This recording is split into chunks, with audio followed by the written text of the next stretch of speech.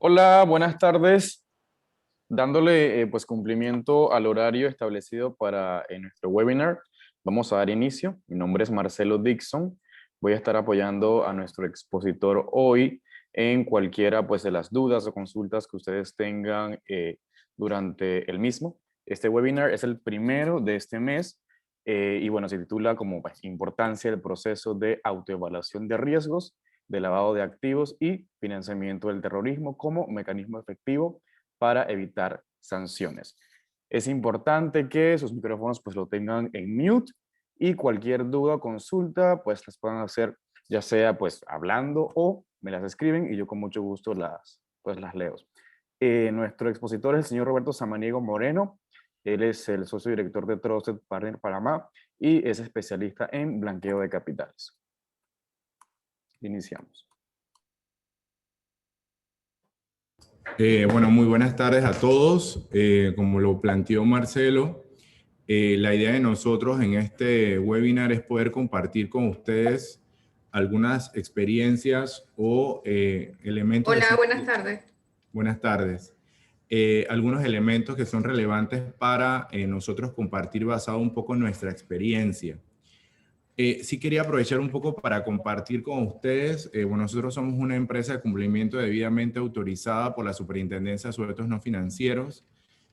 Cabe resaltar que iniciamos 2017 y en el 2020 presentamos nuevamente nuestra solicitud. Cada 2 años tenemos que hacer una presentación justificación sobre todo lo que son principalmente entrenamientos, capacitación que nosotros facilitamos o con su defecto pues el equipo recibe. Satisfactoriamente en el 2021, específicamente este año, al inicio del año, pues recibimos la resolución que establece nuevamente pues nuestra capacidad para seguir operando.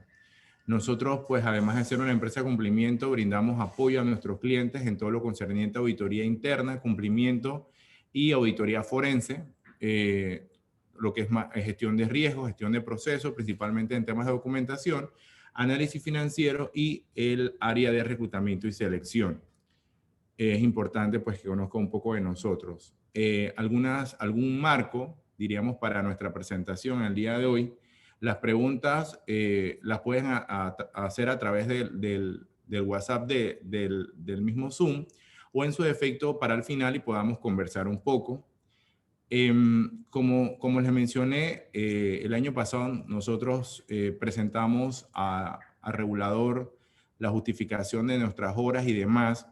El regulador fue no fue muy estricto en este sentido, por lo que nosotros al momento de emitir los certificados de ustedes de participación, al final del seminario nosotros les vamos a estar pasando un link donde ustedes van a tener que completar unas preguntas que son, diríamos, obligatorias para extender el certificado. Esto nos permite a nosotros tener una garantía y brindarle también al regulador una confianza de que nosotros hicimos un entrenamiento, además que queda debidamente grabado, pues saber con evidencia suficiente al momento de hacer nuestra justificación y remitirle los nombres de los participantes que hoy están con nosotros. Al momento de que usted cumple satisfactoriamente con el examen, que es un examen sencillo con las preguntas generales, ustedes entonces posteriormente recibirán el certificado. Para cualquier duda o pregunta referente a si tienen alguna inquietud porque no pudieron completar el examen o el tiempo, ustedes se pueden comunicar directamente con Cris, que es la que nos apoya en ese sentido. Dentro de los participantes, nosotros tenemos a personas que son sujetos regulados financieros, específicamente, principalmente el mercado de valores y no financieros, por lo que de alguna manera voy a introducir algunos conceptos que para algunos pudiesen ser un poco más básicos y para otros son conceptos nuevos.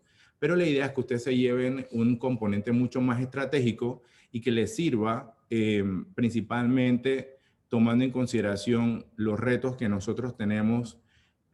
Como ustedes saben, es público y notorio todos los desafíos que tenemos en temas de listas, ya sea el GAFI, la Comunidad Europea, y eso va a exigir principalmente a los sujetos no financieros, incluyendo el sector de seguros, a establecer mecanismos de autoevaluación toda vez de que estos sujetos regulados no tienen esa obligatoriedad, como si lo tienen los sujetos obligados por parte de la Superintendencia de Bancos y la Superintendencia del Mercado de Valores. Estamos tratando que esto tenga un componente más que todo de un componente estratégico más que un componente, diríamos, operativo. El contenido lo he estructurado en 4 aspectos que son importantes que ustedes tengan conocimiento, que es la nueva realidad a la que nos estamos enfrentando, principalmente las personas de oficiales de cumplimiento, las personas de enlace, es el cumplimiento normativo. Y principalmente esto es muy común en las entidades bancarias, más no en los sujetos no financieros, porque sobre la marcha vemos un poco el cumplimiento de las normas. Y cuando hablamos de normas, hablamos de leyes, decretos, resoluciones y demás que nos obligan a hacer un cumplimiento importante de todas las actividades que día a día tiene que cumplir una empresa que está operando en la República de Panamá. Entendiéndase como normativo todo lo en materia tributaria, todo lo que en materia de seguridad social, laboral, inclusive con temas de salud, como es el caso particular del tema del COVID. Otro elemento que nosotros vamos a estar contemplando también aquí sobre la gestión integral de riesgo, porque es relevante y conducente que aprendamos y reforzamos estos conocimientos. Un elemento clave es sobre la auditoría interna. Cuando nosotros hacemos las auditorías de cumplimiento en los sujetos obligados, nos damos cuenta de que hay una gran oportunidad de mejora en temas de auditoría interna. Inclusive hemos observado un poco el desconocimiento o la confusión, qué es el alcance de auditoría interna, qué incluye y cuál es la ventaja de tener una auditoría interna dentro de la organización. Y por último, el enfoque basado en riesgo, que es algo que el Grupo de Acción Financiera ha establecido como fundamental en toda implementación de mecanismos de autoevaluación. Roberto, disculpa, las diapositivas no están corriendo. Ok. ¿Ahora? Se quedó en la primera. Ok, vamos a tener que... Un segundito.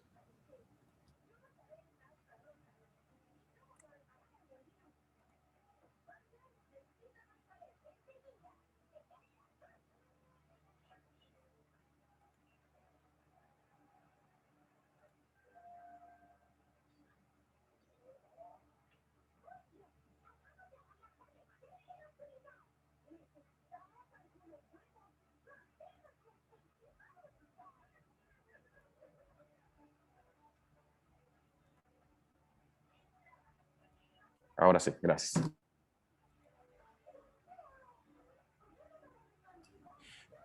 Cuando hablamos, y es importante, antes de introducir el tema del concepto de autoevaluación, nosotros tenemos que tomar en consideración 2 elementos. Uno es el apetito de riesgo y la tolerancia a los riesgos.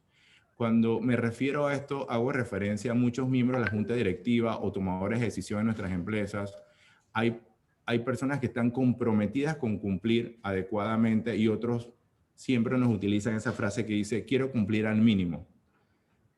Porque no tengo presupuesto, no hay quien asuma la responsabilidad en términos de ese trabajo que conlleva. Y muchas veces yo le digo, bueno, está bien, pero recordemos que muchas veces cuando asumimos este tipo de emprendimientos o asumimos una responsabilidad con clientes o con accionistas, no hay una zona gris. Es decir, o cumplo o no cumplo, pero sin el entendimiento de las responsabilidades que eso conlleva, yo estoy claro que estoy siendo tolerante a riesgo en asumir riesgo de carácter legal, reputacional o de cualquier índole, bueno, quiero que estés claro que esa responsabilidad es latente y tiene un costo y tú tienes que de alguna manera administrar ese costo en el futuro.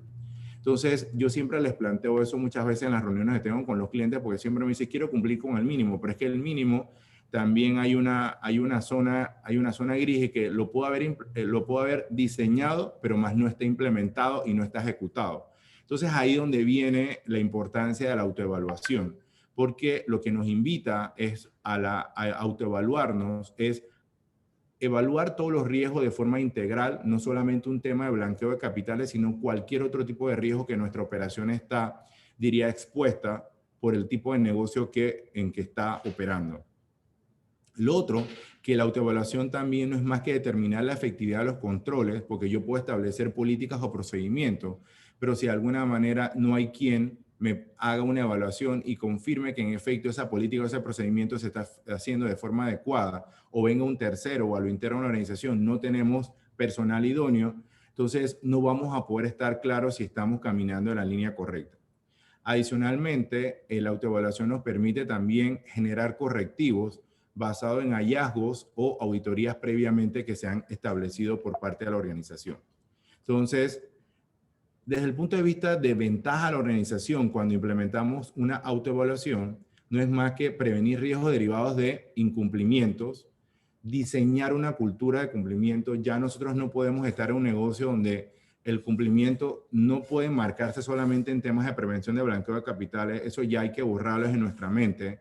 Tenemos que hablar de un cumplimiento mucho más integral, mucho más abarcador y que contemple otras áreas que son importantes. Por ejemplo, el tema del cumplimiento normativo en términos fiscales, porque es una realidad que tenemos principalmente con la última evaluación de la Comunidad Europea, hasta donde nosotros estamos cumpliendo con temas de intercambio de información financiera. Otro elemento es cuánto nosotros le estamos demostrando a los terceros la confianza y solidez a largo plazo en nuestra operación.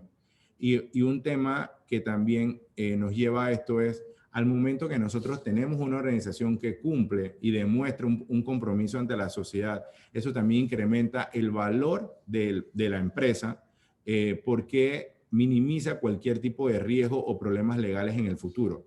Como saben, hay empresas que por temas reputacionales o en temas legales hoy en día ya no existen, simple y sencillamente por falta de una autoevaluación en términos de cumplimiento de procedimientos.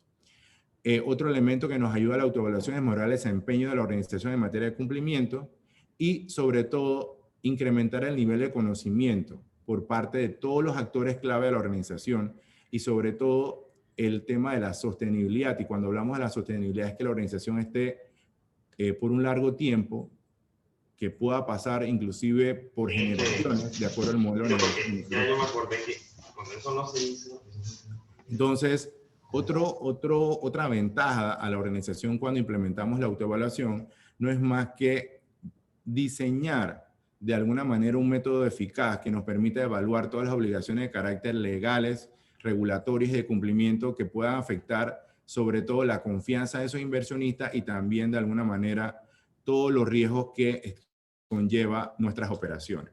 Entonces, cuando hablamos de cumplimiento normativo, quiero que estén claros que no, son normas, procedimientos que están vigentes.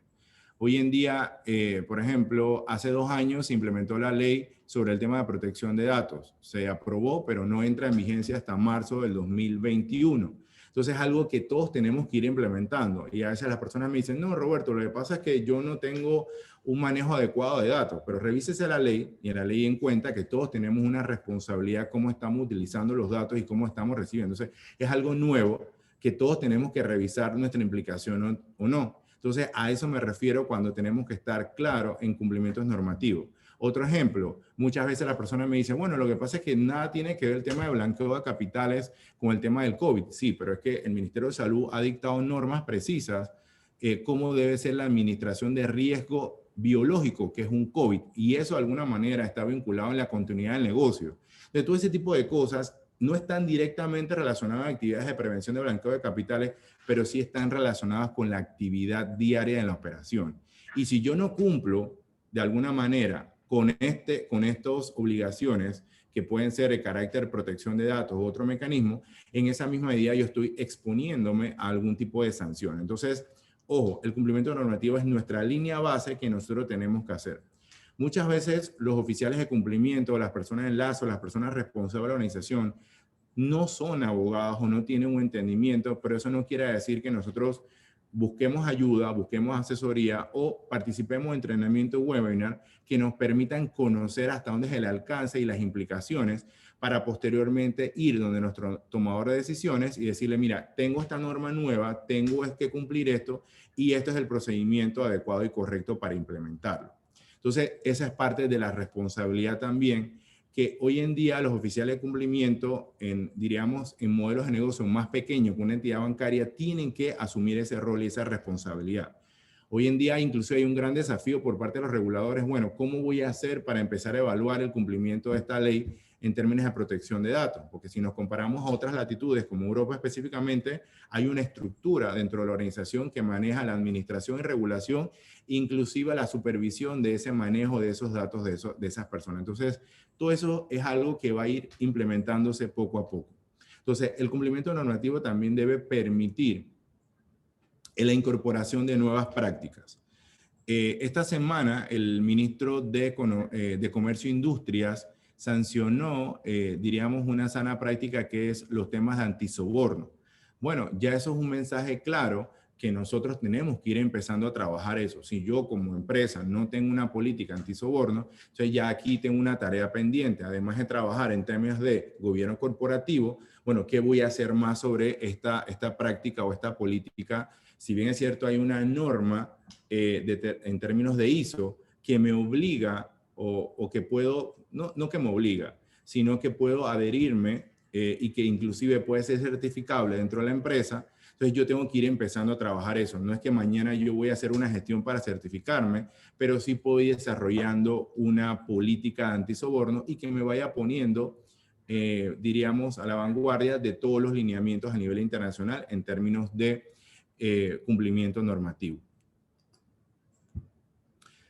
Cuando nosotros hablamos de auditoría interna, que es un elemento clave en los temas de autoevaluación y principalmente en temas de prevención de blanqueo de capitales, cuando hablamos de auditoría interna, recordemos que la auditoría interna no es más que evaluar el nivel de efectividad de nuestras operaciones y que nosotros lo hemos definido a través de políticas y procedimientos. Y la auditoría no es más que evaluar el ambiente de control y las actividades de control que hemos diseñado para el cumplimiento de operaciones en términos contables, financieros y administrativos en una organización. Hay que tener claro que la auditoría interna es un proceso que puede ser de una persona dentro de la organización o un externo que pueda apoyar a la verificación que las políticas que hemos instaurado se encuentren adecuadas a lo que está en la realidad del negocio. Pero hay que entender algo. Si yo no tengo mis manuales de procedimientos o mis procedimientos claves operativos debidamente documentados, el día de mañana, si venga un auditor interno o externo, no tiene claro si lo que se está haciendo es correcto o no es correcto. O adicionalmente, entender que algo que se puede tornar habitual o fue una instrucción que dio un directivo de la organización, esa es la política. Bueno, si eso es así, tiene que estar debidamente documentado a través de una política o un procedimiento. ¿Por qué? Porque mañana, si yo traigo un auditor interno o un auditor externo, le pido que me ayude con el tema de la auditoría para saber si mis ambientes de control, es decir, si toda la aprobación desde la compra, desde el pago de un proveedor, desde la transacción bancaria, entonces está de acuerdo a los modelos correctos de sana práctica. A veces cuando nosotros entramos a hacer las auditorías, yo me encuentro con que hay personal clave de la organización que están pagando a sus proveedores con su tarjeta de crédito o que le han hecho una transferencia bancaria a su propia cuenta. Entonces, señores, la autoevaluación, yo siempre digo que el tema de blanqueo de capitales, al momento que yo encuentro una brecha, ahí yo puedo introducirme y poder generar algún tipo de riesgo en materia de fraude. Entonces, importante que en la medida que nosotros estemos evaluando todos los controles y la efectividad de los mismos, yo voy a reducir cualquier tipo de riesgo. Para los sujetos regulados financieros, específicamente valores y el sector bancario, los planes de auditoría anual tienen que contener por lo menos un 50% de actividades relacionadas con temas de prevención de blanqueo de capitales. No solamente orientado a temas contables y financieros, sino que tiene que incorporar elementos de prevención de blanqueo de capitales. Entonces, se ha visto en algunas latitudes, como en República Dominicana, particularmente, alguna implementación de marcos legales que incorporan la auditoría de cumplimiento a los sujetos no financieros como un mecanismo para reducir de alguna manera la falta de cumplimiento de la norma en temas de prevención de blanqueo de capitales. Yo soy del convencimiento que eso es una de las acciones que Panamá va a tener que hacer para poder reforzar diríamos, el comportamiento de los sujetos no financieros, porque en gran medida nuestra incorporación a listas viene principalmente por este tipo de sectores. Diríamos que el sector de seguros, específicamente las empresas aseguradoras, tienen sanas prácticas en este sentido, más no los catalogados como el segmento B, que son corredores de seguros, que no necesariamente tienen una capacidad o una estructura organizacional que pueda atender todo este tipo de necesidades. Entonces, la auditoría interna nos permite a nosotros minimizar fraudes y saber si de verdad están adecuados los controles que nosotros hemos diseñado a través de política de procedimiento. Usted, si no tiene un manual de política de procedimiento, señores, usted está expuesto a que alguien diga, a mí no me dijo, a mí no me lo explicaron, yo lo hacía así porque me dijeron.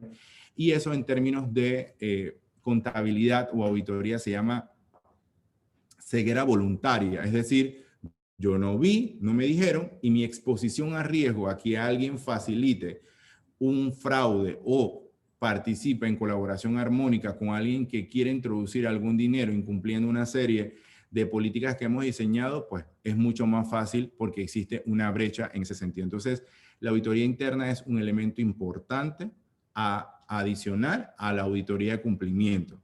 Y quiero hacer énfasis que la auditoría interna vemos procesos o políticas instaurados para temas de controles financieros, administrativos y también de prevención de blanqueo de capitales.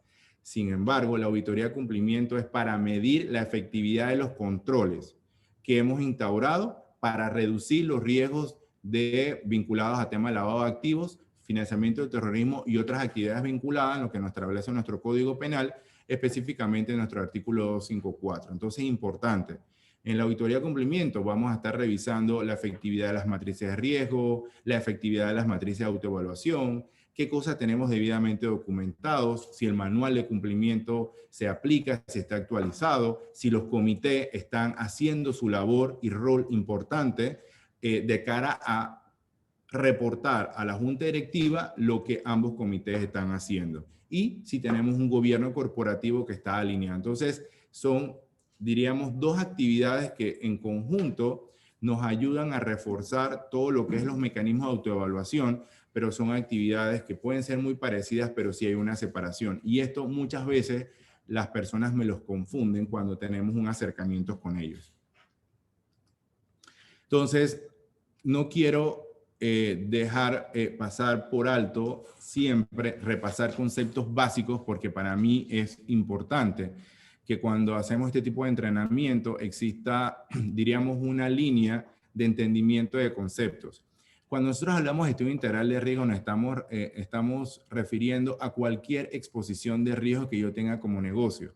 Y específicamente en términos de blanqueo de capitales, hoy en día, con el tema del COVID, estamos expuestos a no tener esa capacidad de hacer una debida diligencia tan fácil como que ese cliente fuera a nuestras oficinas. Ahora la tenemos que hacer principalmente de carácter digital, por lo que exponemos a la que información que nos proporcione el cliente pueda ser falsa, o los recursos que ese cliente de alguna manera está utilizando puede haber sido por un préstamo o aporte de un dinero que viene de una actividad ilícita, y es un poco difícil o muy complicado poder validar o confirmar. Por eso es que tenemos que buscar los mecanismos necesarios de poder saber más si mi riesgo es alto, medio, bajo y qué color me da, poder entender ese cliente, poder hacerle preguntas que nos permita confirmar y validar que estamos en el frente de un cliente que tiene un compromiso, que tiene un interés de cumplir y que está a la disposición de aportarnos información vinculante al tipo de negocio que estamos haciendo con él. Entonces, importante, cuando hablamos de riesgo, son todos los riesgos que están relacionados con la operación, desde un proveedor, desde un colaborador, inclusive de un accionista. Los reguladores están haciendo un énfasis en que tenemos que hacer una debida diligencia de nuestros accionistas. Principalmente que se cumpla, por lo menos preguntar y validar la procedencia de los fondos de ese cliente. Antes no era un tema que era relevante, pero hoy en día sí se está pidiendo, igualmente con el tema de los proveedores. Y más aquellos proveedores o servicios tercerizados que cumplen una actividad trascendental o relevante en la parte operativa del negocio. Ahí hay que prestarle mucha atención también, y cualquier mecanismo de autoevaluación que implementemos, tengamos mucho cuidado en qué estamos haciendo, sobre todo en la valoración de riesgos relacionados con nuestros proveedores y sin duda con la información que tengamos de nuestros colaboradores. Un colaborador también nos puede omitir información sobre algún tipo de proceso de investigación y lo puede omitir en su hoja de vida, por lo tanto tenemos ese riesgo latente ahí también. Entonces, ojo con el tema del concepto de riesgo inherente, que no es más que el riesgo que está expuesto a nuestra operación. En la medida que implementamos mitigadores de riesgo, obviamente vamos a tener un riesgo menor y a eso le llamamos un riesgo residual, ¿sí? ¿Cuáles son las principales fuentes de riesgo que nosotros nos encontramos? Uno es la normativa aplicable que tiene vinculado por las leyes, decretos. Otro es aquellos negocios que tenemos una autorización o permisos o licencias para poder operar. No podemos estar, diríamos, operando si no hemos tal vez finalizado un proceso o estamos en un proceso, hacer actividades, porque eso nos puede someter a un riesgo importante, ya sea de una multa o una cancelación total de la operación en la cual estamos llevando. También cuando tenemos una obligación contractual con terceros, importante el nivel de riesgo que tenemos con esos terceros, ya sea por un tema de liquidez o por un tema de compromiso por parte de servicio o cumplimiento de una tarea importante, trascendental. Los reguladores para el 2020, si usted revisa las páginas de la Superintendencia de Bancos, Superintendencia del Mercado de Valores y de la Superintendencia de Asuntos No Financieros, se va a encontrar que en el 2020 se pusieron multa. En el caso de la Superintendencia del Mercado de Valores, pusieron multa aproximadamente a 5 empresas y iban desde $5,000 hasta $110,000. Y usted pensaría, bueno, el regulador trabajó, hizo auditorías remotas, pero trabajó y aplicó sanciones. Y diríamos banco de plaza importante, no solamente locales, sino de licencia internacional, fueron multados con una cifra de aproximadamente $110,000 aproximadamente. Entonces, aquí tenemos un riesgo también a nivel de cumplimiento. Y lo otro es la gestión de la información, la protección de datos y uso de la tecnología. Señores, el riesgo de ciberseguridad hoy en día nosotros lo tenemos como algo muy alejado de nuestra realidad. Y yo me incluyo a veces cuando me toca sentarme con la persona responsable de tecnología, porque a veces como que los cables literalmente me hacen un cortocircuito porque no entiendo tal vez el lenguaje de la gente de tecnología, pero hay que prestarle atención, hay que seguir trabajando, cómo vamos a ver, garantizar que la información, y más ahora que tenemos acceso a remoto, a poder trabajar sobre sistemas, permita garantizarnos a nosotros y brindarnos una tranquilidad de que un fraude producto de que alguien entra a nuestro sistema a obtener información, pues la probabilidad es lo menor posible. Entonces, hay que prestarle mucha atención y cualquier mecanismo de autoevaluación que hagamos, tenemos que atender todo lo relativo a la tecnología, al uso adecuado de la protección de datos y a la infraestructura, como estamos haciendo remotamente. Muchas veces ahora con este tema de la computadora, nosotros nos llevamos nuestra computadora, nos vamos a un café, nos conectamos al celular, en fin. O sea, hay que trabajar a lo interno de la organización, explicar cuáles son los mecanismos necesarios para proteger nuestros datos, porque podemos estar expuestos a que alguien robe información precisa de lo que día a día manejamos en nuestros clientes, y más si son información de carácter confidencial sobre patrimonios y demás.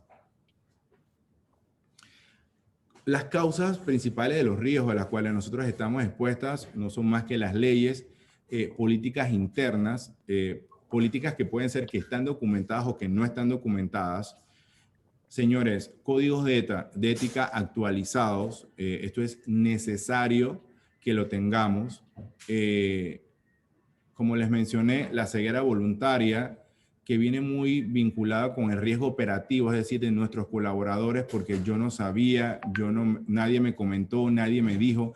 Importante, prestemos mucha atención al cumplimiento de las normas y sobre todo de las políticas que hemos instaurado dentro de la organización.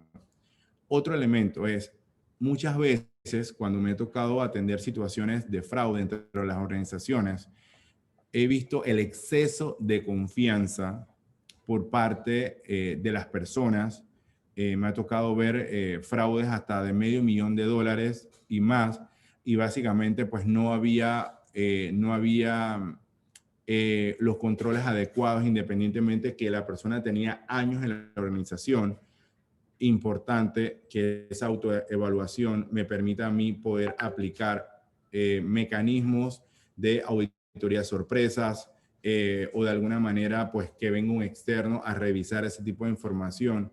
Y a esto en términos de auditoría, en términos de contabilidad, le llamamos el escepticismo profesional. No es más que la duda razonable de que alguien esté haciendo las cosas de manera correcta y de acuerdo a lo que dice nuestros procedimientos y nuestras políticas. Entonces, el escepticismo profesional es importante para cumplir y evitarnos cualquier tipo de situación que tengamos en ese sentido.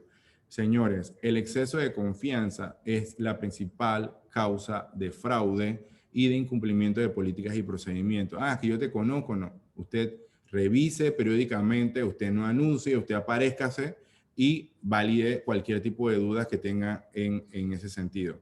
Hoy en día, con muchas de las transferencias bancarias que hacemos, se han dado casos de alteración de documentos, diseñadores gráficos que tienen un pleno, diríamos, conocimiento sobre cómo alterar información, fecha, y usted quedó de que le iban a transferir un dinero, nunca llegó, pero es básicamente, pues, nadie revisa y valida la información en ese sentido. Otros efectos que tiene este tema de riesgo serían las sanciones administrativas y penales. Panamá está un poco atrasado en materia de responsabilidad penal por parte de las personas jurídicas. Es algo que en Europa y en otras latitudes está avanzando. Eso es un tema que Panamá tiene que abordar a través de nuestra Asamblea Nacional de Diputados, normar en ese sentido por temas de organismos internacionales.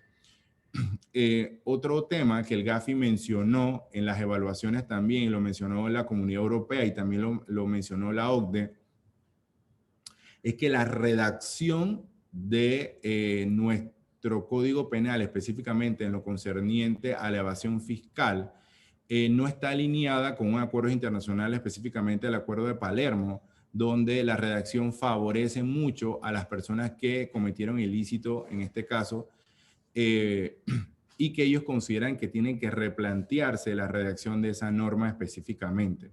Entonces, sí, muchas de las cosas que nosotros nos vamos a encontrar para el 2021 es adecuaciones de norma, el establecimiento de líneas de trabajo, particularmente por la Comisión Nacional de Prevención de Blanqueo de Capitales, por la nueva dirección que se encuentra escrita al Ministerio de Economía y Finanzas, que va a trabajar este tema de cómo Panamá pueda salir de las listas.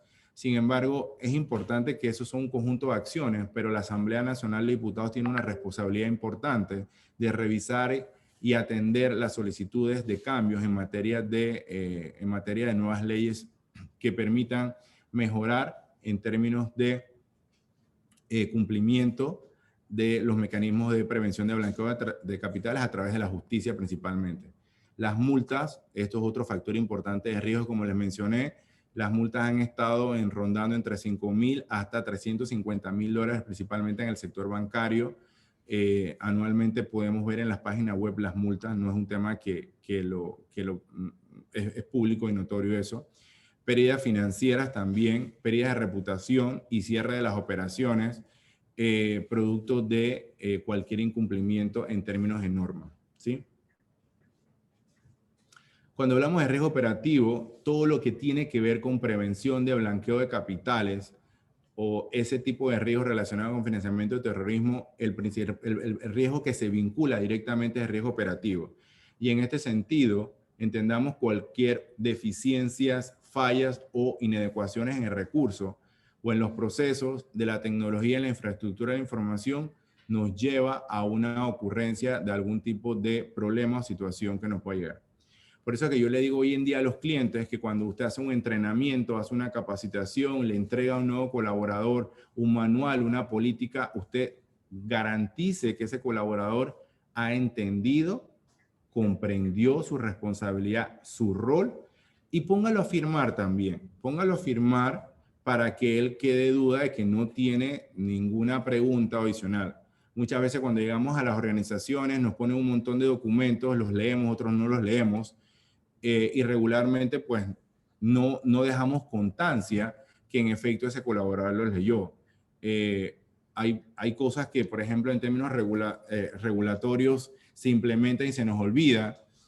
Por ejemplo, a muchos de nosotros ya no hemos vuelto a darle más capacitación a los colaboradores sobre la ley que habla sobre lo concerniente al acoso sexual, hostigamiento laboral y sexual. Ya eso no se habla, pero la norma lo establece, que hay que hacer periódicamente entrenamientos y capacitaciones. Entonces, hay cosas que nosotros no lo abordamos, no lo vemos y se nos olvida, pero eso es un tema normativo de cumplimiento. Entonces, importante, recurso humano tiene un rol clave también para reforzar las actividades de formación que tengamos que hacer durante el año y también buscar mecanismos que nos permitan a nosotros trabajar sobre la ética en los negocios, el tema de los valores, la transparencia. Eso nos va a ayudar también a reducir los riesgos en términos de prevención de blanqueo de capitales y cualquier otro tipo relacionado con el fraude. Entonces, es un tema que siempre estamos diciendo que un programa de cumplimiento integral tiene que tener un plan de capacitaciones y actualizaciones periódicas. Muchos de ustedes a veces se acuerdan de nosotros una vez al año porque tenemos que cumplir, sí, pero importante que abordemos otros temas, otras dimensiones que regularmente deben ser atendidas en cumplimiento de los requerimientos de la autoridad. Entonces, riesgo operativo importante y prestarle mucha atención cuando nosotros vamos a hacer nuestro programa de autoevaluación. El incumplimiento de las normas, leyes y regulaciones viene dada principalmente por un riesgo de carácter legal. Cualquier tipo de resoluciones, acuerdos judiciales o extrajudiciales o cualquier tipo de laudo arbitral, todo eso nos lleva a una posibilidad de tener una sanción de carácter, diríamos, administrativa, producto de un cumplimiento de la norma. Muchas veces nosotros cuando se nos va a hacer una auditoría por parte del regulador, a veces no prestamos atención a los compromisos que de alguna manera tenemos que asumir. Y no solo el oficial de cumplimiento de la persona de enlace, sino es ese representante legal, esos miembros de la junta directiva y ese inclusive ese accionista, porque de alguna manera nosotros tenemos una responsabilidad. Si alguien cometió un procedimiento, no cumplió un procedimiento, incumplió en algo, pues al final del camino todos somos responsables como representantes legales de las situaciones que de alguna manera tenemos que atender. Entonces, tenemos que prestar atención a los requerimientos establecidos por la norma para evitar cualquier tipo de sanción. Y los tomadores de decisión tienen que estar pendientes. Y si al tomador de decisión se le pasó, bueno, para eso tiene dentro del equipo alguien que esté revisando la normativa, ¿sí? Hoy en día existe una preocupación genuina por todos los actores, hoy en día, sobre, bueno, hasta dónde nosotros estamos prestando la atención a la reputación, entendiéndose como reputación, como cualquier tipo de prestigio en la cual se incurre. Como les mencioné anteriormente, un ejemplo muy triste es lo que nosotros estamos viviendo en los últimos 2 años en Panamá, el riesgo reputacional del país, ¿no? Si nosotros vemos la escala de valoración de riesgo en términos de blanqueo de capitales, en términos de transparencia, en términos de corrupción, obviamente Panamá no tiene la mejor calificación y eso nos ha llevado, de alguna manera, a que nuestra calificación sea, diríamos, del punto de vista de riesgo de blanqueo de capitales, una de las más altas en la región. Y adicionalmente, hemos observado una disminución de la inversión directa en Panamá, que puede ser un poco por la situación mundial, puede ser, pero también un poco es cuántas personas o empresas quieren venir a hacer negocios a Panamá, tomando en consideración esas malas calificaciones que tenemos. Entonces, eso nos está afectando drásticamente al país.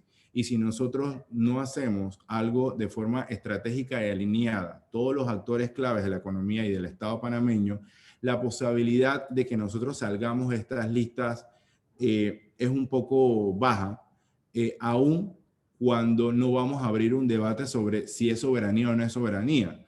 Y todos los que estamos en este tipo de negocio entendemos y sabemos que cuando yo voy a aperturar una cuenta bancaria aquí en Panamá es mucho más complicado que aperturar mucho más complicado que en Estados Unidos, inclusive que en Europa.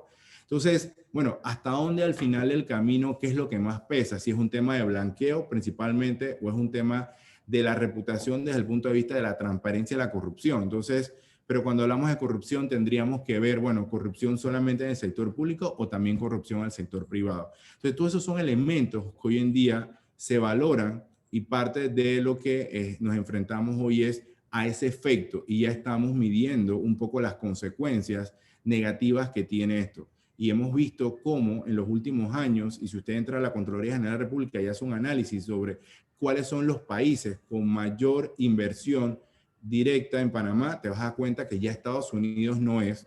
Inclusive tenemos otras latitudes, como es el caso de Colombia, inclusive Canadá tiene mayor inversión directa que propiamente Estados Unidos. Entonces, ahí uno va entendiendo cómo el impacto que tiene a una organización decir, ya no quiero estar en Panamá por todo el costo, por toda la reputación, aun cuando tenga facilidades logísticas y de conectividad, pues no es algo que a mí me interesa. Entonces, quiero ponerle este ejemplo para que cuando estemos diseñando nuestro mecanismo de autoevaluación, el riesgo reputacional en materia integral.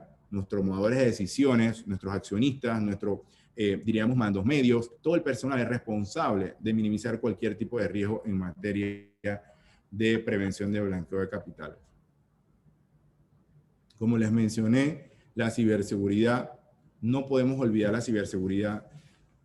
Aunque no nos guste la tecnología, aunque a veces sintamos que nos estamos quedando atrasados, tenemos que apoyarnos y principalmente hacer inversiones que nos permitan a través de terceros hacer pruebas de penetrabilidad a nuestros sistemas de información, ya sea interno o externo, que nos ayuden a saber que nuestros datos, nuestra información, ya sea a través de computadoras, a través de servidores o a través de dispositivos móviles, redes y sistemas electrónicos, están protegidos. O por lo menos nos da cierta garantía de que las acciones que un tercero quiera hacer, de alguna manera, pues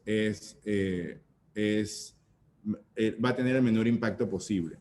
Recordemos que si alguien se dedica a esto, es una persona que es, diríamos, un ladrón de información, ese dinero que se viene de esa actividad, producto de esa actividad ilícita, yo lo considero también como un acto ilícito y está vinculado también con temas de lavado de activos.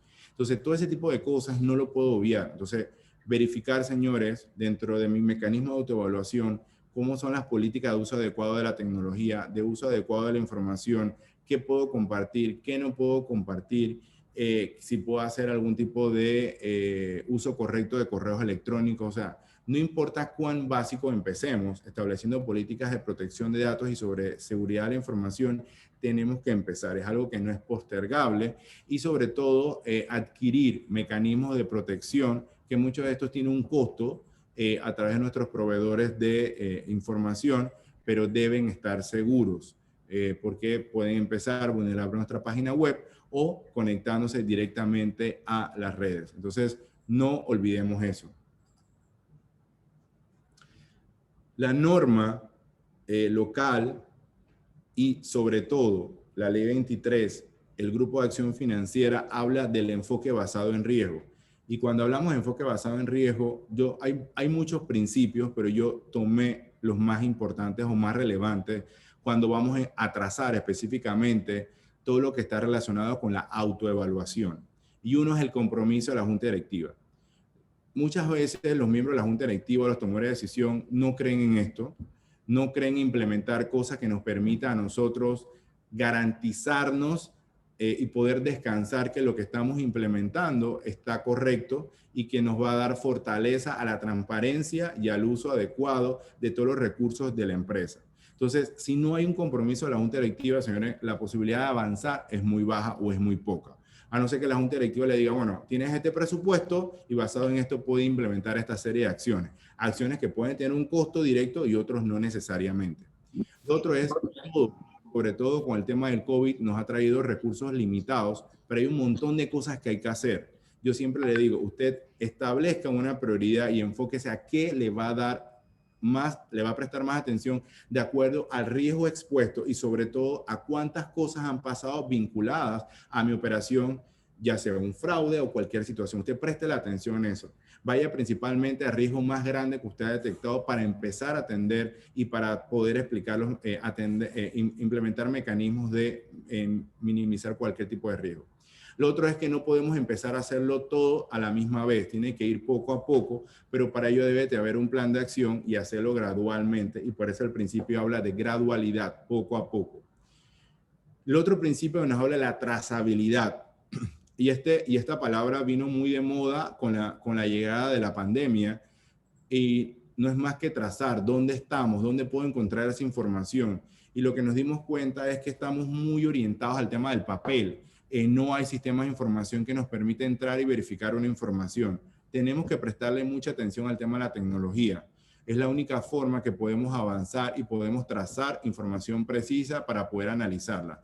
Y dentro de la autoevaluación que nosotros vamos a implementar, tenemos que prestarle atención cómo se conecta la trazabilidad de la información y también cómo se conecta con la protección de la misma y los riesgos de ciberseguridad. Entonces tiene un elemento importante el tema de la trazabilidad. Lo otro es, muchas veces nosotros tomamos las decisiones basadas en información cualitativa y siempre empezamos, y siempre cuando me toca ver las matrices de riesgo, los modelos de autoevaluación, siempre nos vamos a enfocar en, bueno, en si es color rojo, verde o amarillo, si es cualitativa o no. Tenemos que empezar a analizar nuestros datos, saber, por ejemplo, bueno, quién representa mi mayor parte del pastel en mi negocio. Qué tipo de clientes son, qué características tienen, son personas naturales, son personas jurídicas, qué porcentaje estoy hablando. Tenemos que desarrollar esa habilidad de analizar números. Las personas que están en cumplimiento y que están aquí presentes tienen que entender, y siempre lo voy a decir, tenemos que empezar a analizar data, poder analizar, procesar información, no importa que la tenga en Excel, pero poder jugar para ver patrones de comportamiento y analizar a través de tendencias, y eso es a través de los números. Y por eso hoy en día se recomienda que aprendamos todo lo que son data mining, que es análisis de información, que es mucha información. Si nosotros implementamos un sistema de información que nos permite tener trazabilidad y a su vez nos permite tener datos, entonces nosotros vamos a tener una visión mucho más clara del negocio. Esto es un proceso de mejora continua. Anualmente nosotros tenemos que estar revisando las cosas, si ha cambiado, si sucedió algo y tenemos que ajustar la política o el procedimiento también. Lo otro es, no estamos documentando adecuadamente las cosas. Los procedimientos deben estar documentados, deben estar revisados. Tenemos que tener un control de cambio en ese tipo de documentos. A veces hacemos los documentos y no sabemos cuál es la versión porque nadie le ha puesto un control de cambio. Un control de cambio no es más que buscar un área del documento al inicio o al final y poner quién fue la última verificación y definir e identificar qué fueron las cosas que se cambiaron. Esto es un tema de periódicamente la retroalimentación, es decir, intercambiando información a través de comité o de alguna manera algunas acciones, diríamos, concretas que nos permitan el seguimiento a las cosas. Y el enfoque basado en riesgo contempla el entrenamiento. Si usted no entrena a su equipo y si usted no se entrena, usted no va a poder conocer nuevas acciones. Las personas que están en actividades ilícitas se están entrenando todos los días, pagan asesores, pagan a los mejores especialistas para obtener información. En algunos casos no saben que están trabajando con una persona que está vinculada a una operación ilícita. No lo saben. Sin embargo, ellos sí se entrenan y usted también tiene que entrenarse en ese sentido. Aprendiendo sobre tipologías, qué es lo que está pasando, qué está pasando hoy en día con el tema de la pandemia. Bueno, se está utilizando mucho más, se ha dado mucho más fraude en tema de venta de medicamentos falsificados, el tema de inclusive hemos visto algunos casos de alteración de documentos de prueba de COVID que se venden para las personas. O sea, muchas cosas están pasando. Usted tiene que empezar a investigar eso. ¿Cuáles son las tipologías que me ha dicho la Dirección de Investigaciones Judiciales? O sea, ¿qué ha dicho el Ministerio Público? Usted tiene que empezar a analizar ese tipo de situaciones para saber en qué exposición de riesgo tiene. Y para ir terminando, uno es cuando yo me voy a sentar y ya tengo la disposición y he mentalizado que quiero implementar un mecanismo de autoevaluación, yo tengo que tener claro algunas recomendaciones y estas son acciones prácticas que debo implementar. Uno es definición de roles y responsabilidades. Usted tiene que tener claro cuál es mi rol y la responsabilidad. Porque si usted no tiene eso, usted no sabe esa persona cuándo tiene que hacer ese entregable en términos de tiempo y calidad. ¿Qué lo tiene que entregar? Entonces usted tiene que definir eso. Ya sea un organigrama, una descripción de funciones, pero eso debe estar. Usted es responsable de esto y debe entregar esto cada cierto tiempo. El otro es, usted tiene que entender el contexto, dónde estamos, cómo está pasando, cómo cambió el modelo de negocio. Ahora nos vamos a enfocar en un negocio de negocio mucho más digital, a través de sistemas de información, ya la presencia física no va a ser algo tan común. Entonces, ¿cómo eso me va a impactar mi modelo de negocio y cómo eso yo puedo llevarlo a un mecanismo de autoevaluación? Porque va a ser un poco más difícil no tener tantos papeles, sino a través de sistemas. ¿Cómo le voy a dar soporte a esa información? Lo otro es que ¿qué cosas usted va a identificar y a priorizar que son obligaciones de cumplimiento? ¿Cuáles son? Si están debidamente identificadas, tipificadas, que nos permita a nosotros tener la mayor claridad. Uno es si nosotros hemos diseñado o implementado un código de ética que esté actualizado y contemple aspectos relacionados con antisoborno, pues usted tal vez lo puede considerar dentro del tema, dentro de su código de ética, usted lo puede poner externamente, usted lo puede dejar afuera, el tema, o sea, usted va definiendo eso, pero tenemos que tener uno que sea actualizado. Lo otro son los planes de control de riesgo para los sujetos regulados financieros, principalmente de bancos y valores. El tema de ya tener un manual de gestión de riesgo ya es una obligación, ya eso no es negociable. El otro es, dependiendo del tamaño de la organización, la implementación de canales de denuncia y de consulta por parte de sus colaboradores.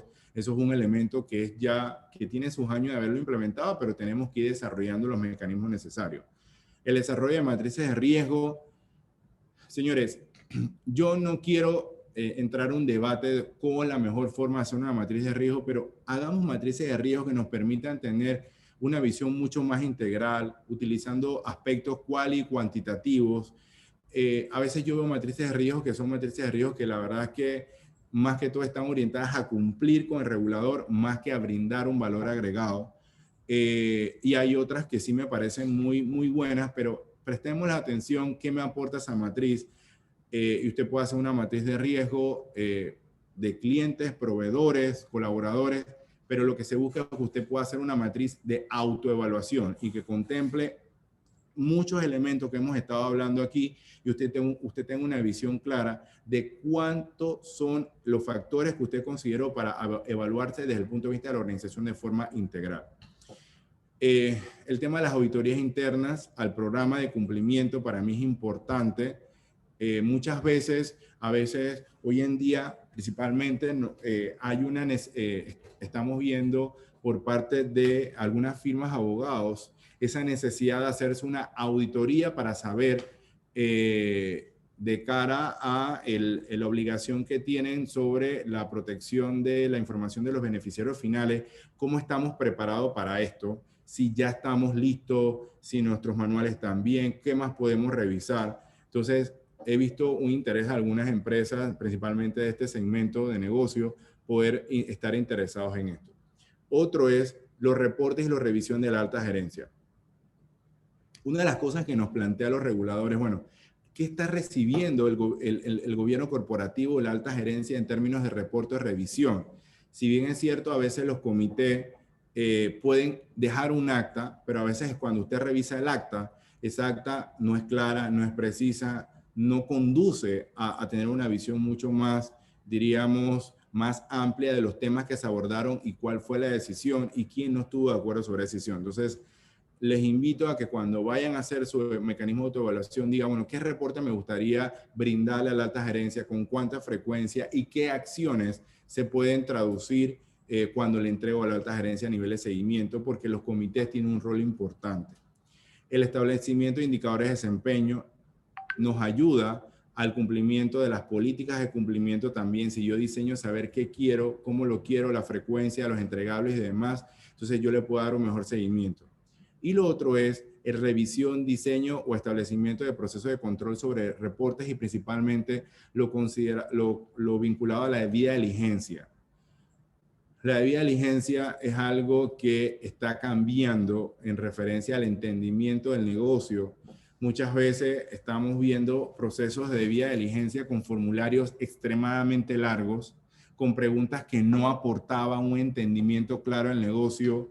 Entrábamos a hacer un debate sobre preguntas que no aportaban en lo absoluto y lo que hacían era causaban molestia al cliente. Entonces es importante verificar eso. Recomendaciones también, que si usted va a crear un formulario de vía diligencia, trate de darle el valor agregado al cliente para que sea autocompletable, es decir, que el cliente lo pueda completar, porque si usted lo hace muy manual, se vuelve un tema tedioso con la información. Entonces, tenemos que adaptarnos a la realidad y también ajustarnos en ese sentido. El otro tema es formación. Y mire que el enfoque basado en riesgo lo menciona y yo también lo contemplo. Cuando hablamos de formación, no solamente es un tema de tipologías de riesgo, de tema de lo que dice la norma, es de forma integral, porque necesitamos que nuestros colaboradores, nuestro equipo de trabajo esté preparado para atender cualquier tipo de situación en términos de cumplimiento normativo. Y por último, los temas de documentación de procesos operativos. Yo sé que hay muchas cosas que hay que documentar a nivel de los procedimientos administrativos, pero identifiquemos los 10 o los 15 procesos más clave y en función de eso documentémoslos para que el colaborador, cuando asume una nueva responsabilidad, un nuevo rol o en el día a día, pues tenga claro cuáles son las políticas y los procedimientos que debe atender. Como saben, esto es un webinar y siempre tratamos de que sean 60 minutos por el hecho de que son muchos temas los que podríamos abordar. Así que yo lo que dejo en este momento es el espacio para que nos hagan cualquier tipo de preguntas o dudas y posteriormente pues poder yo confirmarles el tema de los próximos pasos para poder que ustedes completen el examen.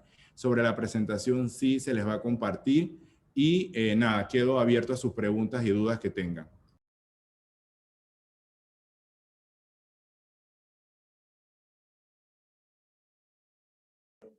Pueden hacernos las consultas a través del chat o pueden abrir su micrófono y comentarnos. Puede ser consultas, preguntas, algún comentario, aportación, lo que ustedes quieran.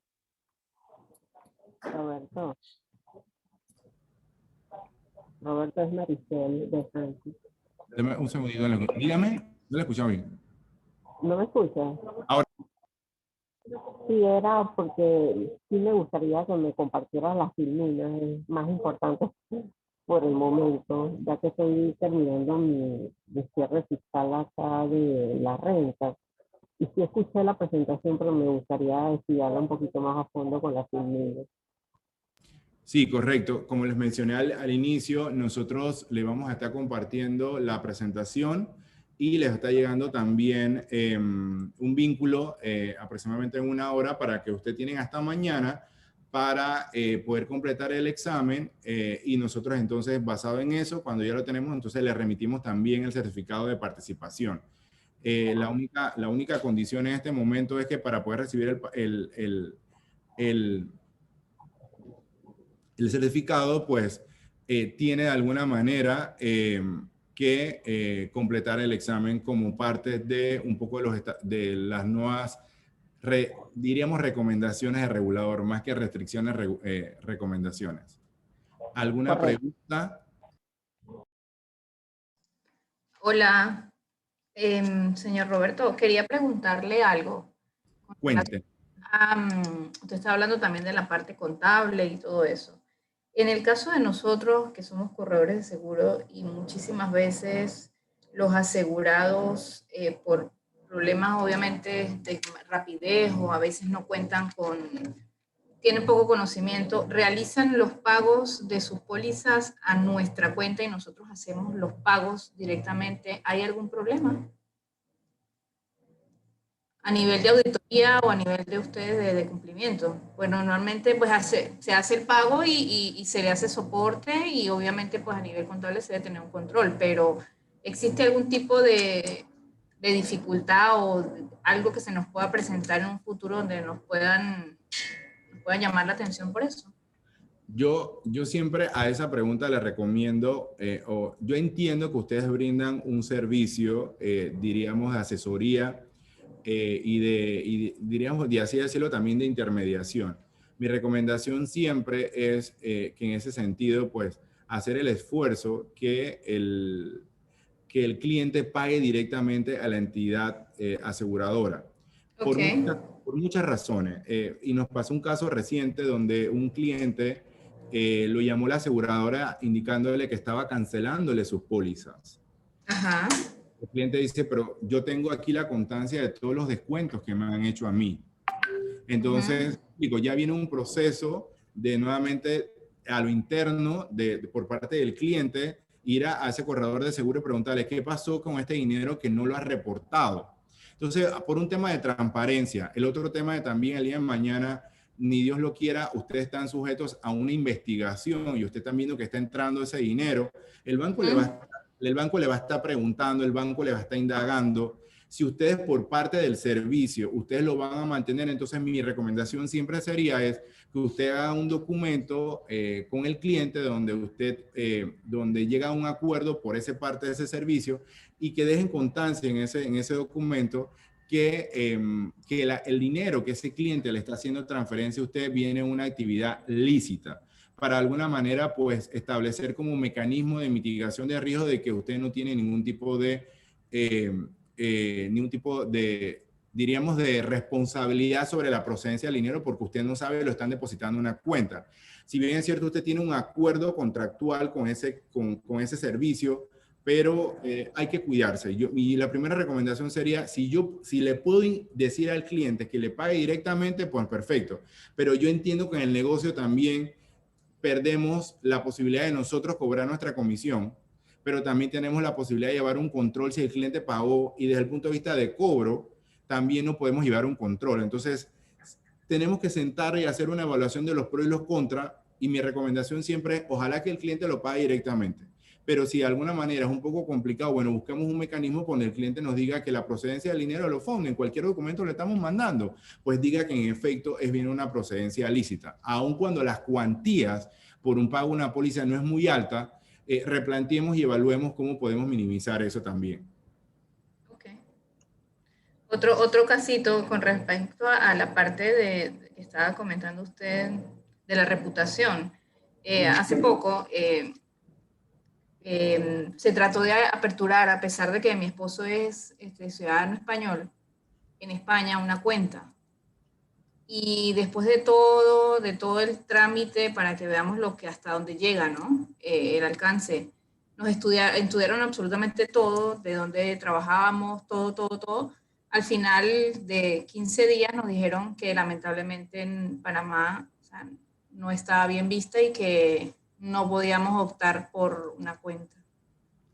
Es más, pueden dársela a cualquiera menos a alguien de Panamá.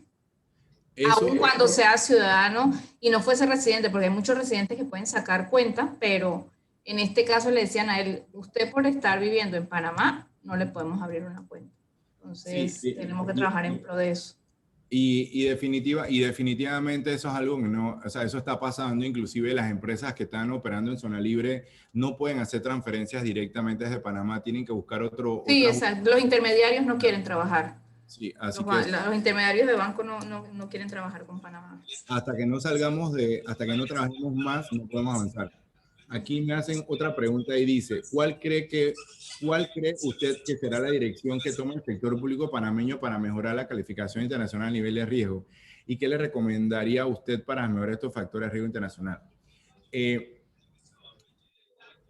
Primero, Kelvin, una de las cosas que yo siempre trato es que, y hablamos en un webinar, creo que fue en enero, hablamos de este tema de que hoy en día yo la verdad que no quisiera como dar muchas recomendaciones al Estado para evitarme cualquier tipo de temas con el Estado, pero con ánimos de brindar una recomendación al Estado, yo creo que el Estado debe comunicar de forma mucho más asertiva a todos los sectores claves de este país qué es lo que están haciendo, qué es lo que van a hacer, porque a mí, la verdad, si yo me tocara hacer una búsqueda de información en medios, diríamos, noticiosos en Panamá o a través de las mismas páginas web de las instituciones del Estado, pues yo no puedo encontrar una visión mucho más clara, con excepción de que se creó una dirección en el Ministerio de Economía y Finanzas para atender este caso particular, que se instauró la Comisión Nacional para la Prevención de Blanqueo de Capitales y que en esa reunión pues participó sector público, entes reguladores, miembros de la Junta, de la Junta Directiva de la Asamblea Nacional de Diputados.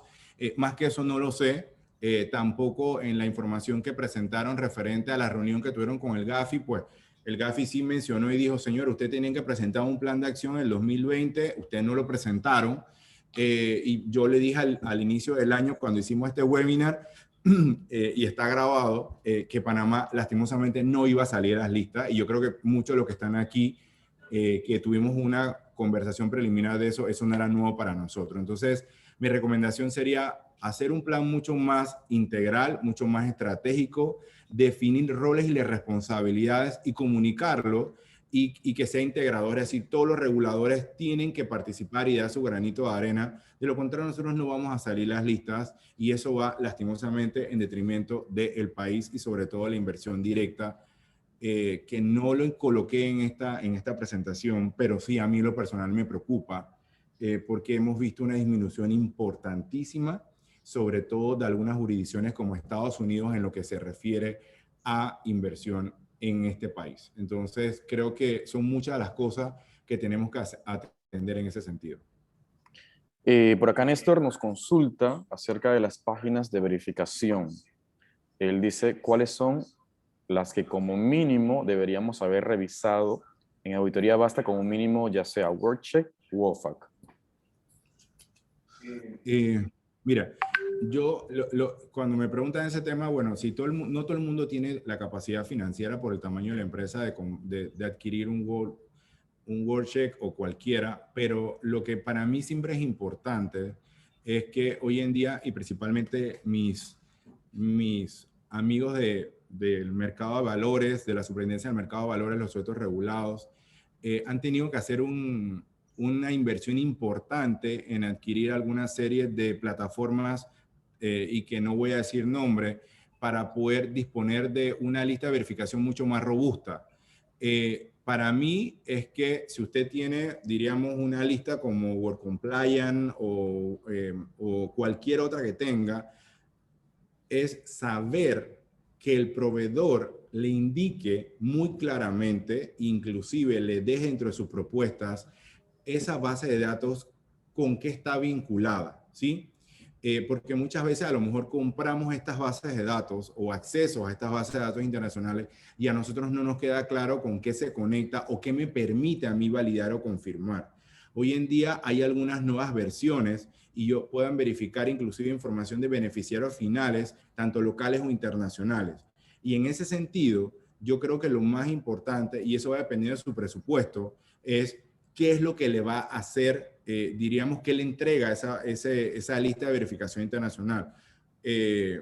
Porque OFAC es gratuito, usted puede entrar y verificar, pero OFAC está vinculada solamente a restricciones con estadounidenses o empresas que están vinculadas a Estados Unidos. Pero si usted tiene la capacidad financiera de identificar o comparar, la norma no me dice tiene que ser tal marca, tal marca. Lo que usted sí dentro de su plan de acción o programa de cumplimiento, definir cuál es la que considera que es la más viable económicamente y que le permite tener un alcance mucho más amplio a nivel de bases de datos que maneja. Entonces, yo en ese sentido sí, no quiero entrar en recomendarle una u otra. Lo que sí he visto es que han estado trabajando algunas de estas bases de datos en brindar una información mucho más robusta, orientado a los beneficiarios finales de algunas latitudes, específicamente en el caso de Panamá. Pero eso tiene un costo importante, que usted lo puede pagar anual, trimestral, pero usted tiene que basarlo es qué le aporta esa base de datos a usted y que quede demostrado a través de un contrato o a través de un acuerdo, a través de la misma propuesta, cuáles son las bases de datos que está verificando. Porque yo conozco bases de datos panameñas de gente, emprendedores panameños, que han diseñado unas bases de datos muy parecidas a la que mencionaron, y a lo mejor cuesta $2.500 al año, y usted dice, bueno, yo creo que con esa me voy, y cuando le preguntas al proveedor, ¿de dónde te estás conectando? Bueno, yo me conecto de esto, de esto, de esto y de esto, entonces, bueno, la norma no me dice marca, a no ser que el regulador le diga, esta lista es un poco débil de acuerdo a la exposición de riesgo que tú estás expuesto, no considero que es lo suficiente para el perfil de clientes que maneja. Cosa que se puede negociar en sujetos no financieros, pero en valores no es tan negociable. Gracias. Sí, Ulises nos consulta. Dentro del proceso de enfoque basado en riesgo, se habló del compromiso de la junta directiva. ¿Qué se puede hacer para que ésta muestre interés en el cumplimiento de las normas para poder cumplir con lo que la ley solicita?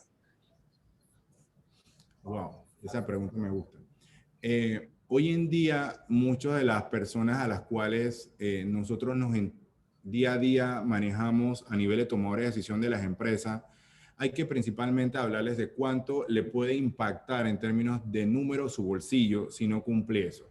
Entonces, de alguna manera hay que desarrollar esa habilidad de poder comunicar cuánto sería el impacto de un costo de hacer una inversión, pero cuánto es la posibilidad que yo evite tener una multa o cuánto es el costo de una multa. Y a veces nosotros podemos presentarle algún tipo de información sobre sanciones de alguna empresa que está dentro del mismo sector que me permite a mí demostrarle, mira, esto es lo que pagaron ellos de multa porque incumplieron esto. Hay una realidad y es que los tomadores de decisión todo lo van a ver desde el punto de vista, diríamos, numérico.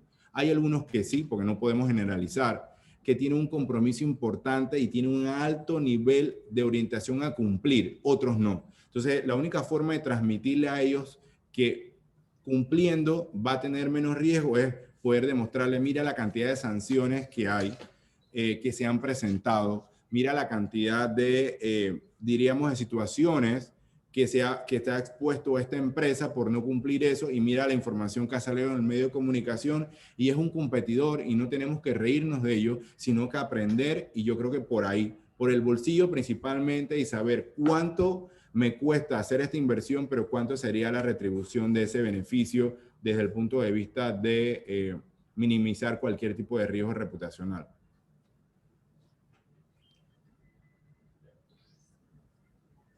No, Luis Alfonso. Luis Alfonso nos pregunta, la Superintendencia de Sujetos No Financieros ya tiene una fecha de implementación para el sistema de registro de beneficiarios finales. ¿Qué podemos esperarle al regulador en términos de inspecciones para el sector legal en este 2021? Te respondo, ellos siguen trabajando porque una de las situaciones que se están enfrentando es que los requerimientos de tecnología para la protección de esa información, que es una información muy sensible, pues no han terminado de definir eso, y eso sí están trabajando en eso. ¿Qué podemos esperar? La Superintendencia de Sujetos No Financieros, como diríamos en buen panameño, viene con sangre en los ojos. Viene con sangre en los ojos. Creo que están siendo, diríamos, muy metódicos en la revisión de la información. Están siendo muy, diríamos, exigentes en lo que están solicitando en lo que se refiere a los extrasitus.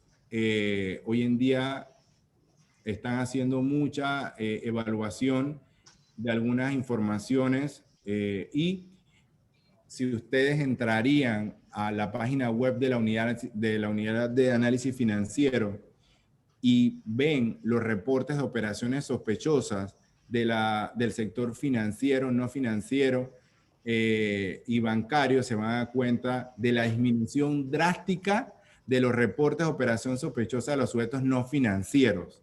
Y eso es una alerta importante, porque también podemos entender que muchos de los negocios no financieros han cerrado, otros no han tenido el volumen de transacciones, pero de alguna manera eso también nos lleva a pensar que se puede haber un descuido en términos de la presentación de dicho reporte. Entonces, por eso que yo considero que la Superintendencia de Sujetos No Financieros, diríamos, viene muy estricta porque parte de las recomendaciones del GAFI y parte por lo cual nosotros no estamos liberados de la lista gris es porque no estamos, diríamos, cumpliendo específicamente a los sectores no financieros en la cual tú estás. Es un cheque que yo mandé a hacer entre compañías. Yo soy de almacén de trato. Y esta gente que Me están preguntando acá, para el caso de la empresa registrada en la zona franca, la ley 23 lo indica en sujetos no financieros. Ellos deben tener un oficial de cumplimiento igual. En referencia a las zonas francas, entiéndase zona franca, Panamá Pacífico, zona libre de Colón, hay aproximadamente 25 zonas francas en Panamá y zonas de combustible. Todas las zonas, diríamos zonas francas, son sujetos obligados y puede tener una oficial de cumplimiento o una persona de enlace o en su defecto una empresa como nosotros que le brinde el servicio de tercerización.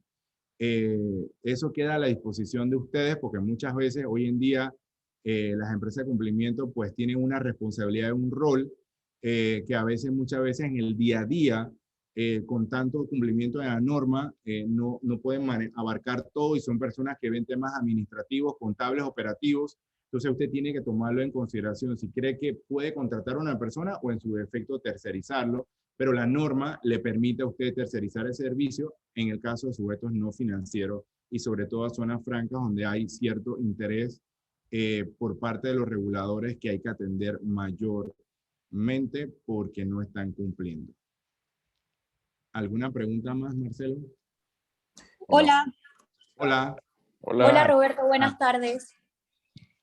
Yo tengo otra consulta referente al tema de la Superintendencia de Sujetos Regulados No Financieros, con el tema de que vienen con sangre en los ojos. Mi problema con ellos es que siento que al final del día quieren que todo el mundo cumpla, que entiendan lo que se debe hacer, pero ellos mismos no he visto que estén brindando ningún tipo de capacitaciones y también están poniendo contra la pared a las empresas de cumplimiento. ¿Tienes algún comentario respecto al cierre?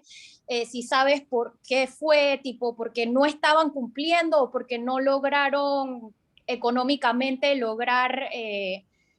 cumplir con todas las regulaciones requeridas para poder mantener la licencia, o cuál es la situación que tú ves en cuanto a que las empresas de cumplimiento son necesarias precisamente para ayudar a la superintendencia a que los clientes cumplan y que también estoy viendo que pues están pidiendo que hasta lleguen a la superintendencia, a los clientes a tomarse fotos y probar de que las capacitaciones se dieron y demás. Ay, Pilar. Bueno, te cuento. Lo que ahora me dio pesar decir que viene sangre en los ojos, pero bueno. Bueno, eso te queda grabado y ya tendría que asumir mi responsabilidad por haber dicho eso. Bueno, lo que sucedió es lo siguiente. Como sabes, una de las principales situaciones la resolución que norma o que establece para operar como empresa de cumplimiento, diríamos que hay una condición, es que el equipo, la persona responsable del sector de cumplimiento tiene que presentar o demostrar 180 horas de formación en un periodo de 2 años, ¿no? Entonces, lo que ocurrió es que, y eso queda mucha interpretación de la abogada o del abogado que está llevando el análisis de la presentación de la justificación de eso. Lo que ocurre es que muchas de estas capacitaciones no quedaban evidencias en referencia a certificados, listas de asistencias. Como de alguna manera el 2020 fue un año donde no se hacían capacitaciones físicas, muchas de las empresas tuviesen que, les llegó una resolución, y eso pasó hace 2 semanas aproximadamente, donde mandaron una resolución que 3 empresas no iban a seguir operando y se les cancelaba la licencia. Entonces, tú mencionaste un caso particular de una empresa que lo que hizo fue, como parte de su derecho, es de llevar a esos clientes donde había recibido ese tipo de capacitación. Entonces, en el caso particular, y te puedo hablar, muchos de los que están aquí son clientes conocidos. A nosotros nos tocó inclusive presentar las fotocopias de los diplomas que emitimos, los certificados, los videos que hacemos, porque nosotros lo grabamos, inclusive todo lo que son las propuestas, correos electrónicos que tuvimos que suscribir, que suscribíamos principalmente Chris y mi persona con los clientes. Yo sí, en mi caso particular, pues yo tuve que solicitar una cita a la persona responsable que manejaba esto para yo saber y entender qué era lo que estaba pasando. Inclusive, a diferencia de otros reguladores, ellos entre la auditoría, en el caso particular mío, y tú, Pilar, sabes que en algún momento fuimos compañeros con la certificación de ADEM en temas de compliance, y yo que estoy pues, en el tema de la maestría, ellos inclusive solicitaron un detalle a ADEM Business School para confirmar y validar el programa de capacitación, el alcance, las horas que fueron. Inclusive, pues, le hicieron literalmente una auditoría a este programa. Entonces, sí, creo que viene un poco estricto. Entiendo que es la política del nuevo superintendente y su equipo, pero sí, por eso es que yo planteé el tema de que vienen un poco estrictos, y no solamente la superintendencia de sujetos no financieros, creo que toda la superintendencia, producto de la decisión del GAFI y la Comunidad Europea, vamos a enfrentarnos a una mayor exigencia, a un gran desafío por parte del regulador. Entonces, eso es lo que ha pasado con las empresas de cumplimiento. Entiendo que estas tres empresas que se le canceló la licencia, creo que una ya logró pues, obtener nuevamente la resolución adecuada sobre eso. Y para los que presenten y los que no manejan muy bien el tema, nosotros como empresa de cumplimiento, cada 2 años nosotros tenemos que hacer someternos literalmente a una auditoría o una justificación de lo que hemos venido haciendo, y es por eso que nosotros estamos implementando el tema de los exámenes, independientemente de que usted, antes de emitir un certificado, usted tiene que cumplir en el examen y validar y confirmar que en efecto lo hizo, más que la calificación es poder, diríamos, demostrar que se dio una formación, que esa formación fue evaluada y que tenemos la evidencia pertinente para el caso.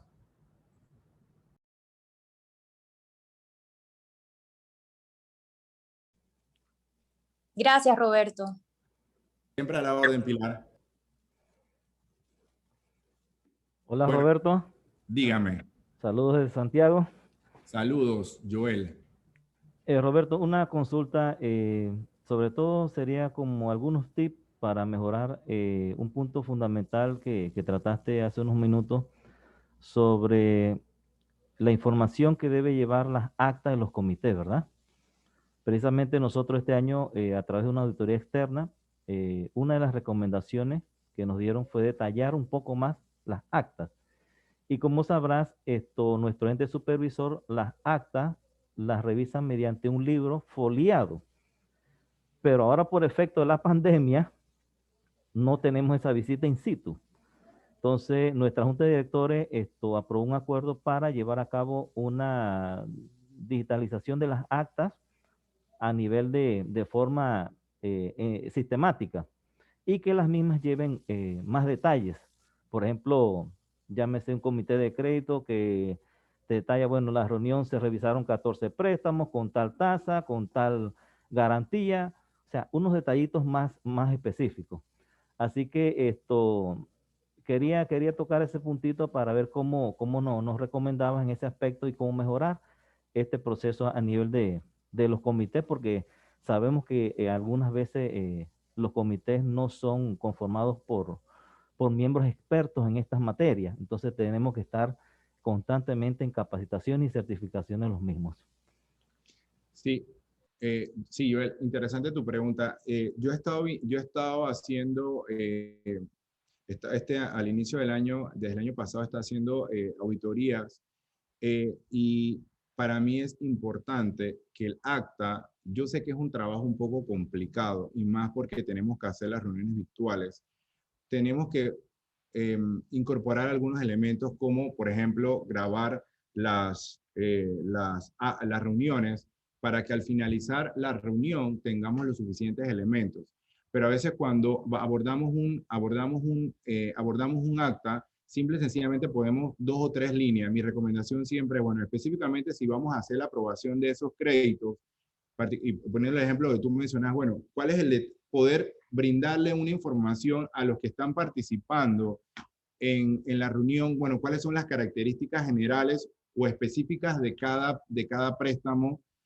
Si hay algún elemento que difiere del otro, si hay algún nivel, diríamos, de riesgo o que pueden estar vinculados a cada uno tipo de esos riesgos, entrar un poquito más a detalle y finalmente, si vamos a aprobar esos créditos, si esos créditos tienen alguna condición para cada uno, porque a veces lo que hacemos es que aprobamos un crédito o aprobamos un nuevo cliente y ponemos toda la lista y no entramos a un detalle para saber si había una característica diferente uno que otro.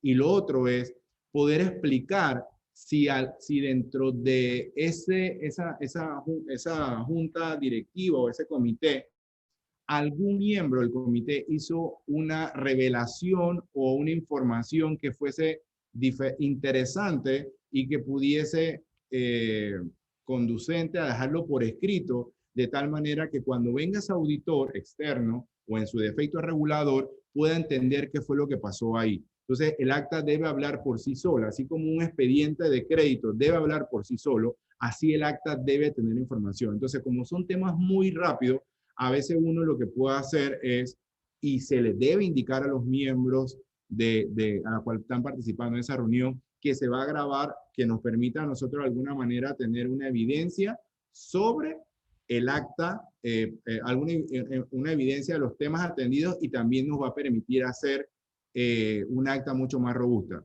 En su defecto, también nosotros podemos incorporar a una persona que tenga esa capacidad de redacción para que pueda hacer un acta mucho más completa y mucho más precisa.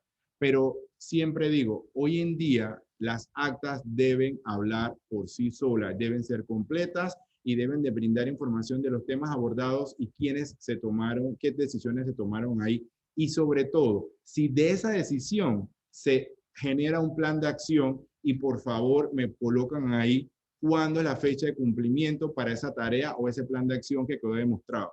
Y lo otro, sobre todo a los sujetos regulados financieros y del mercado de valores, es cómo ese comité le va a reportar a la junta directiva las decisiones que se tomó y cuándo nuevamente le va a comunicar a la junta directiva qué avance tiene en esa tarea que quedó pendiente. Por lo que se busca en el gobierno corporativo es que la junta directiva, a través de su representante en ese comité o en el comité que sea, pues pueda tener suficientes elementos para comunicar a la junta directiva cuando la junta directiva en su defecto tenga su reunión. Pero a su vez tienen que darle reportes frecuentes. Entonces, muchas de las preguntas del regulador dice, ¿cómo la junta directiva tiene conocimiento de los avances de los hallazgos de auditoría? ¿Cómo la junta directiva le puede dar seguimiento a los temas atendidos en el comité? O sea, siempre hay esa pregunta por parte del regulador, porque nosotros como miembros del comité tenemos que brindarle información a esa junta directiva de cómo estamos avanzando y quedó demostrado. Por todas las situaciones que se han dado en temas de fraude y demás, se vuelve interesante el rol que tiene un comité de cara al cumplimiento de lo que hemos acordado en ese comité, pero sobre todo informar a la junta directiva, porque la junta directiva me diga, a mí no me dijeron, no. Aquí estaba en el acta y aquí se le remitió un informe a usted de seguimiento, que puede ser trimestralmente o semestralmente de acuerdo de la frecuencia con que se reúne eso. Pero siempre es importante, sobre todo la parte de reportería a la junta directiva y que pueda encontrar evidencia en las actas. Ok, gracias Roberto.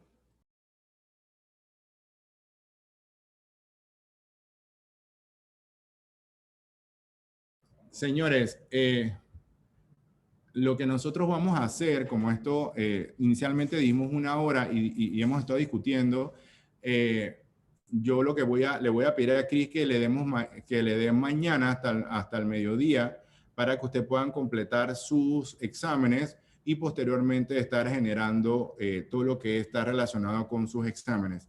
Si tienen cualquier duda, cualquier pregunta, la presentación sí se manda por PDF, como ven, está un poco pesada, pero lo importante es que ustedes sientan que pues recibieron toda la información y que de alguna manera pues estamos a su disposición para apoyarlos en cualquier necesidad que tengan, y les agradecemos mucho su participación.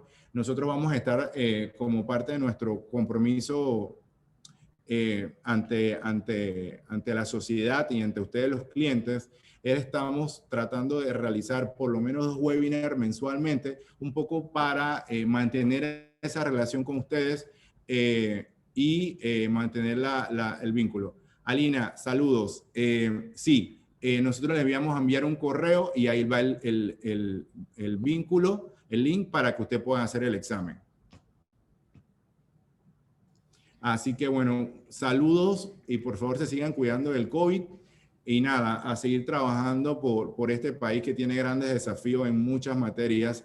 Así que pues de parte de Trusted Partners Panamá y del equipo estamos siempre a su disposición y agradecerle su atención. Señor Roberto, dígame. En el caso de nosotros, que yo soy o sea, yo mandé un solo correo para todos nosotros, ¿ustedes envían el examen y yo reenvío? Sí, correcto, usted lo tiene que reenviar. Ok, a todos. Y ellos pueden hacer el link y van a ser separados los exámenes. Correcto, y nosotros acá vemos el detalle.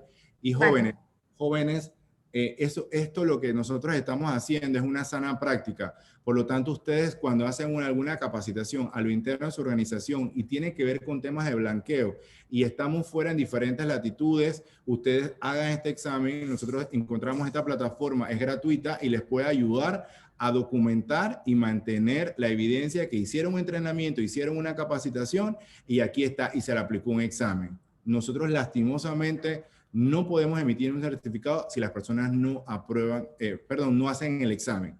En este momento no hemos puesto una calificación, si es muy baja, bueno, tendríamos que revisar, pero en este momento necesitamos que por favor hagan el examen. Saludos. Muchas gracias. Saludos a todos. Gracias. Hasta luego. Gracias. Hasta luego, gracias. Gracias. Él murió y entonces pues el siguiente se levantó y se mojó en su caballo y pensaban los cristianos que había resucitado y se asustaron y se fueron. Él no se murió. Se quedó como moribunda.